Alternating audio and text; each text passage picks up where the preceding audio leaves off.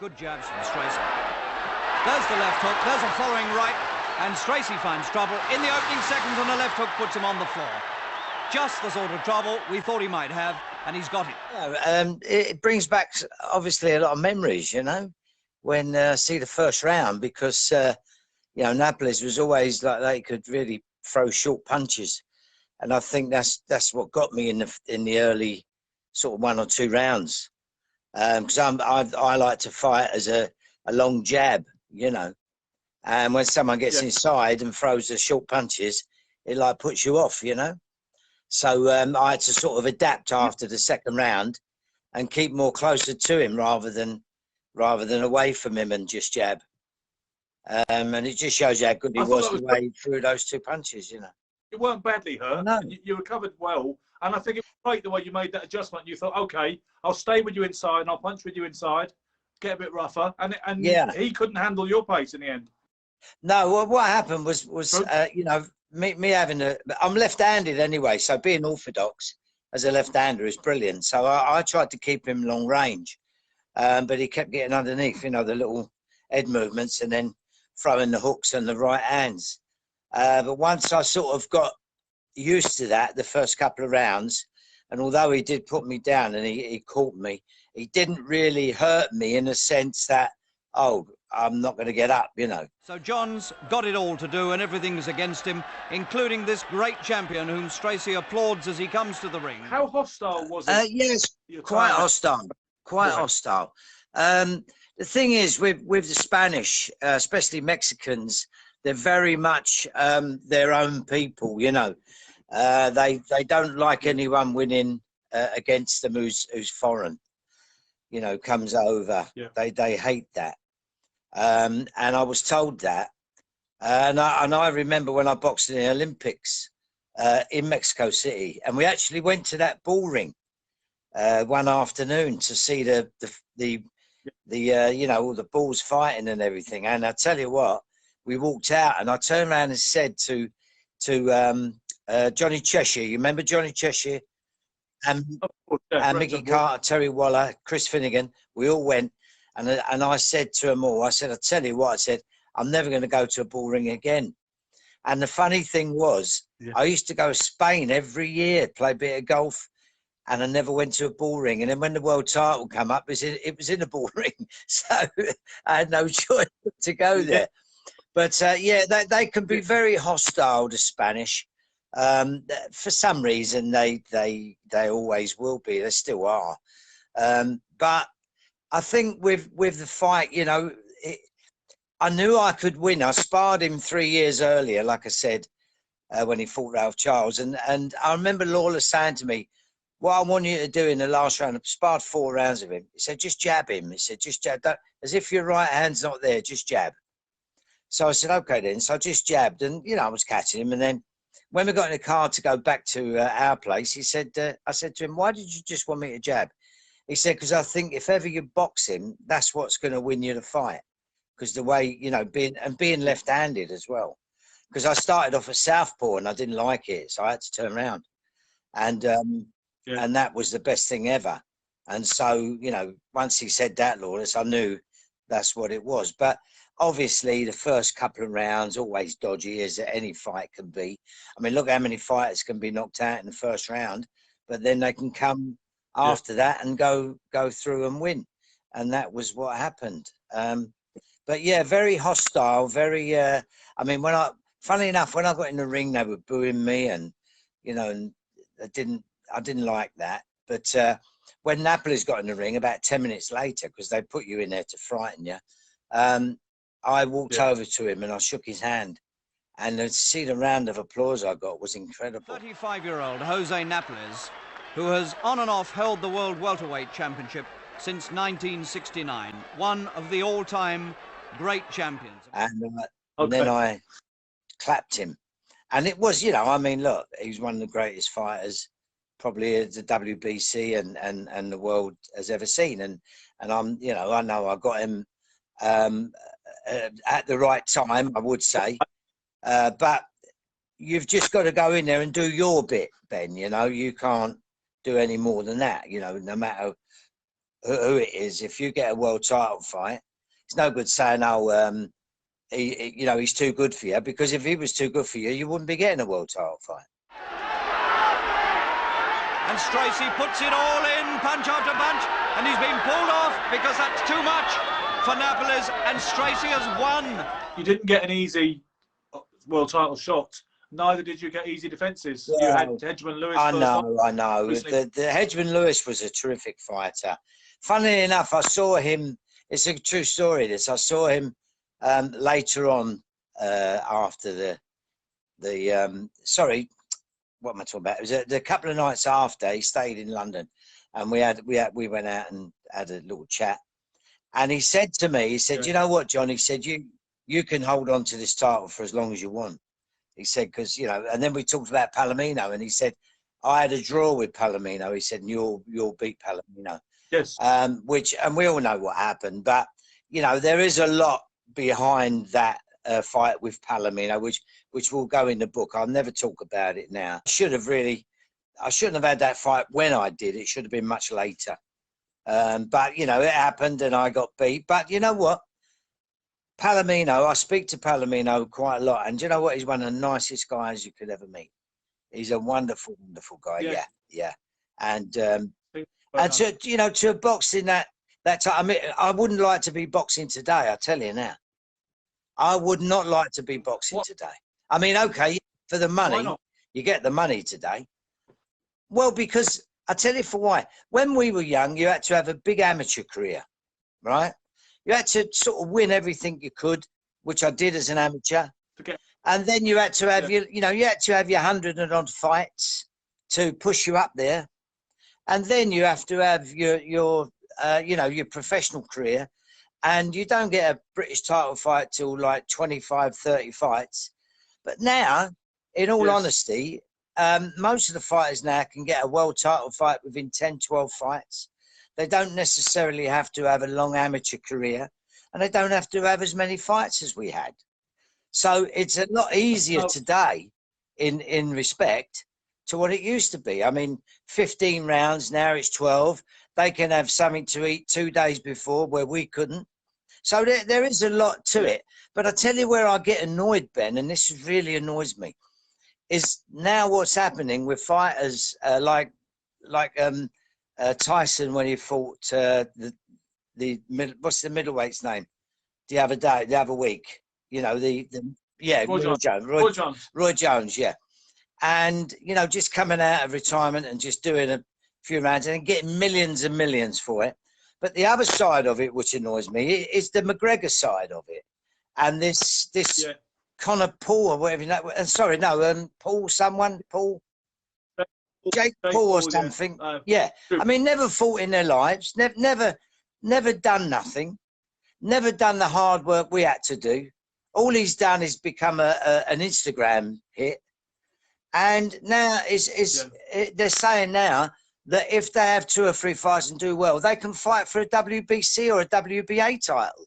I mean, come on. What is it that?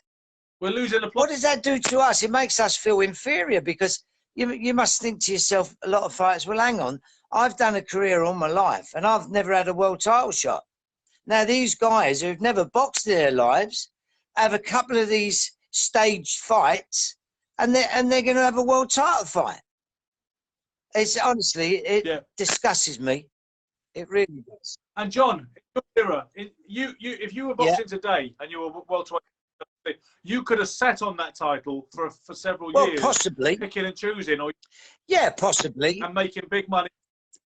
If you'd have wanted to go that route, by today's lights, you could have sat on that title and swerved who you wanted to swerve and kept it for a lot longer. I think you could, but the problem was then, boxing, as we know, it was multiple. I mean, you know, some cases you could fight 10 times a year.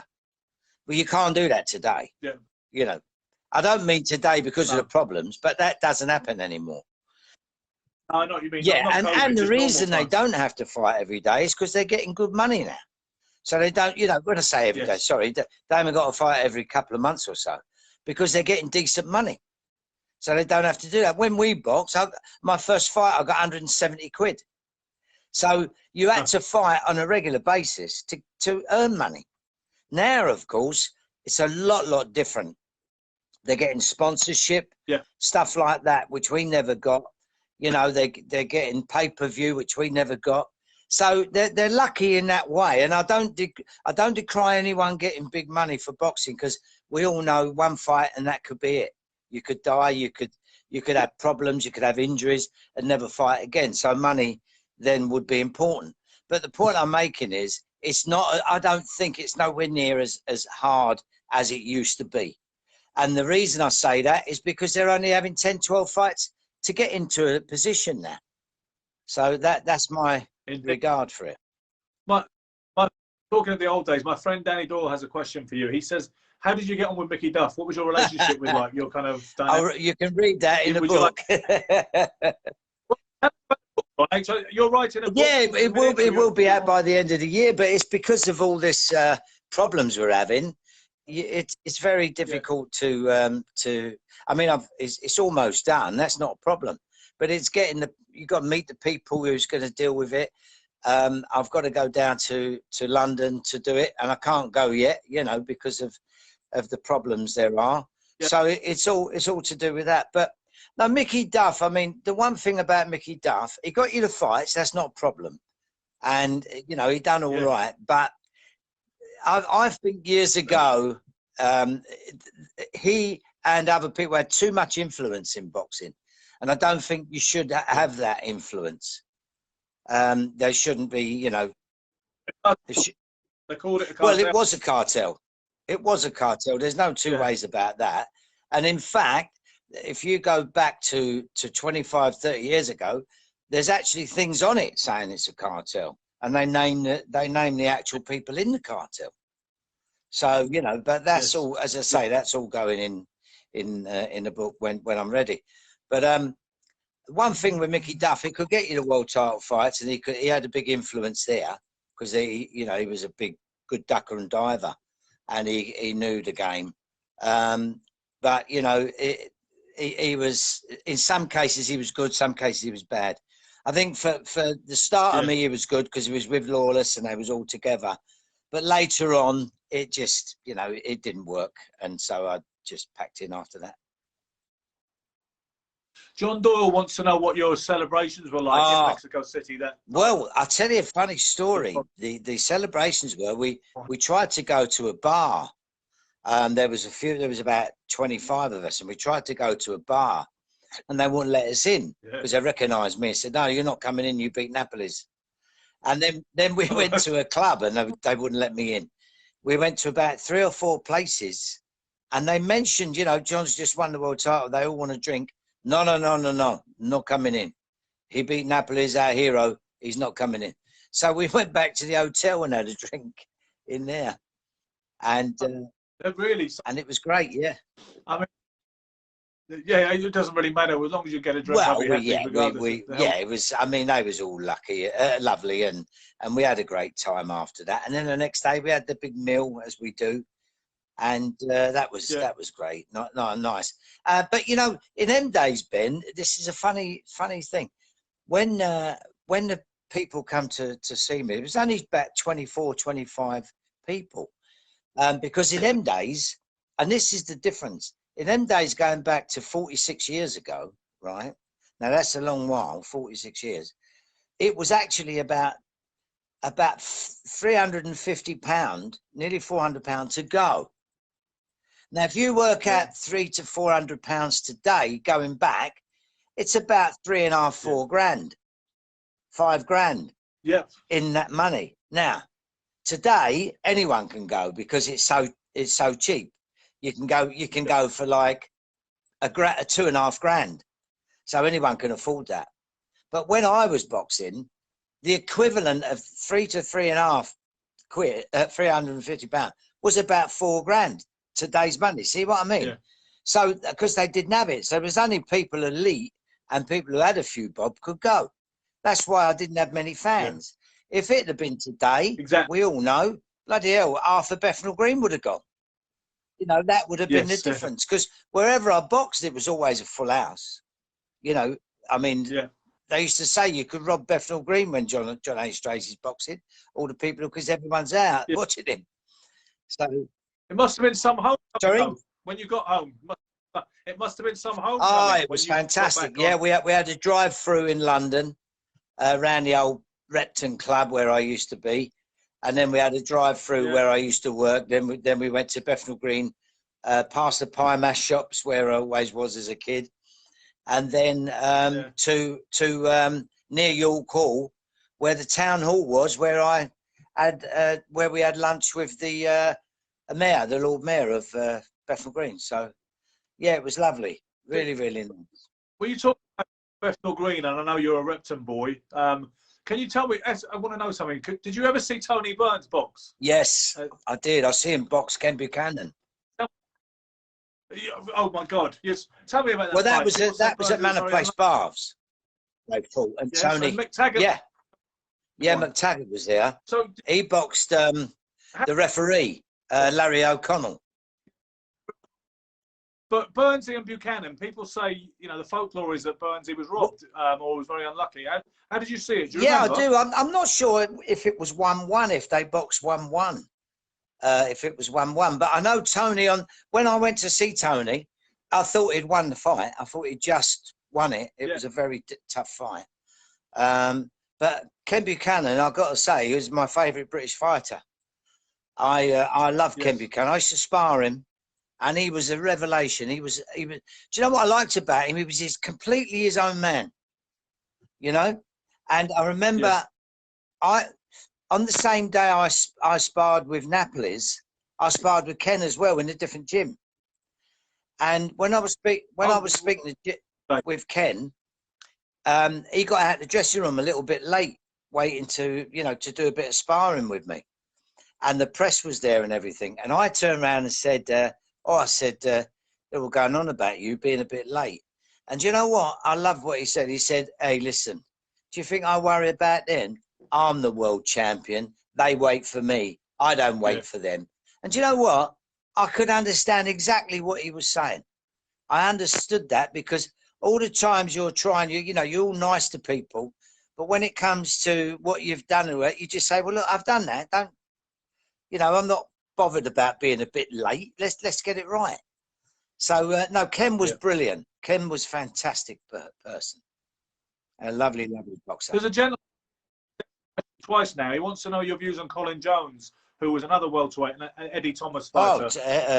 Colin was a good banger. He was a really good banger. I mean, there was talk one day of us boxing, but it never materialised. And he was a bit young anyway. He was just coming up. But yeah, he was a good banger. And I think he had about 29 fights, didn't he? And I think he had a good percentage of knockouts. 25. He had a good percentage of knockouts. But it was all done and done. 25. Yeah. And then when he beat the other fella, Curry. No, not Curry. That's when he lost to Curry, didn't he? No, the one he beat for the British title, our lad. Kirtland Lang. I used to spar Kirtland. I'll tell you what, he used to run all over the place. He used to be over there. You'd go to hit him, and he was three strides gone. Then he'd come straight back in with a jab and move again. And used to say, "Stand still, keep still." He was, but he was good. Yeah. Colin was a very good boxer, but I don't think in the end, after the world title fight, I think he got a bit, what's the word? I don't think he wanted to know after that. Yeah, I think he was a bit disappointed, and in the end, just packed in. The one thing I do love talking about is boxing, because it's nice to, I've been very fortunate in my career to have met a lot of great fighters. I'm friends with every one of them. And when I met Muhammad Ali when I was 22, when I boxed on the Ali Bugner Bill, John Conti boxed on there as well. And then was in the dressing room. I met Elvis Presley. And the first time I met Muhammad Ali, he stood on my foot. He stood on my foot. I got in the ring. It was at Caesar's Palace, and we were training. And you get in the ring to do a bit of shadow boxing and that before I went on the bag. And I'm standing there doing a bit of shadow boxing. Then he turned away, and then he went over to the ropes, and put yourself over the ropes, and he was talking to the press. And you know yourself, Ben, when you get in a ring and there's a couple of you sort of nod at each other, and you might tap their, their side or whatever, because it's like a gesture. And I did that. Muhammad Ali was leaning over, so I thought I'd let him know I'm in. So I touched him on the side, and he didn't move. He didn't do anything. And then I'm just shadow boxing. Next thing, I did it again, and he still didn't take the notice. But then, as I was standing there with my mind all over the place, and my feet, he's trod on me. He's stood back, and he's sort of jumped, and then he's gone on. Oh, he's hit my foot, and as he stood on my foot, you imagine 16 stone on your foot. Oh, I nearly fell over, and as I nearly fell over, he's grabbed me, and he's holding me round the waist, and he's saying to me, "Are you okay? Are you okay?" And I'm going, "No, no." I'm saying, "My foot really hurts." And I've got him holding me for about 30 seconds, and everyone's looking at me. And then he's saying to me, "Are you okay?" I'll let go. "No, no." I say, stay there, like that. And then I'm thinking to myself, bloody hell, I've got Muhammad Ali holding me, Who could have met him and done that on their first time they've ever met, And it was just a laugh in the end. But no, it was great that time. And I've been very fortunate with meeting everyone, and it's great. So a lot of the fighters are fantastic. I mean, when I went to the Hall of Fame, we used to talk to Mike Tyson a lot. Palomino, of course, we're good friends. And Hagler. Sorry? Good friends at Hagler. Oh, Hagler, marvelous Marvin. What a star he was. We have good times together. Yeah, we was together a couple of years ago. But a wonderful guy. We went to his wedding in 2000 in Italy, and we had a great time. Yeah. And we've been friends. I've been friends with him since 1985, Ben. When I actually went over to see him fight Tommy Hearns.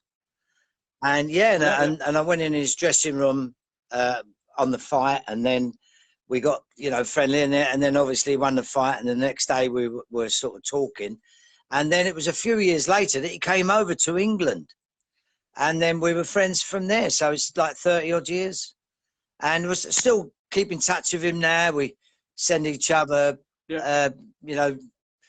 we do some on WhatsApp, and we're always talking with each other, and it's lovely. And then most of the boxers are fantastic, Ben. As you know, most of them are great, and I love it. Absolutely love it. Okay, John. Thanks for joining us, champ. That was very much appreciated from a lot of people who are tuning in. Sorry I didn't get to all your questions, but I didn't want to bombard the champ. But John, I hope things get back to normal soon, and we can convene again and see you and Kathy Jane. In more. Do you know what, Ben? I'd love to. I just this thing. What's happening to us is it's something that we've never never faced before, and it's sort of ridiculous, really, what's going on. But we've got to stick with it, haven't we? We've got to do what we've got to do, and hopefully, we can start going to the fights again on a normal basis, rather than seeing fights with no one there. That must be the most absolutely. That must be the most horriblest thing in the world, boxing with no one in the audience.